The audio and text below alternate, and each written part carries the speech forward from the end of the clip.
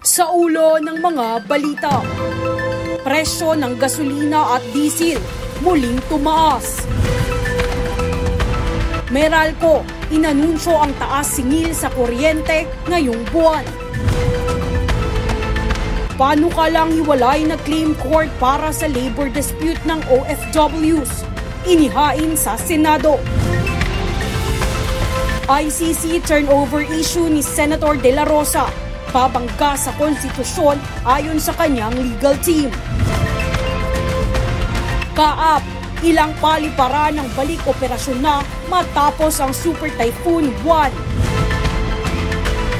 At DILG, sinuspinde ang pagbiyahe ng mga government officials sa ibang bansa.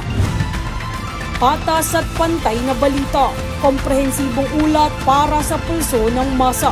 Ito ang News Force.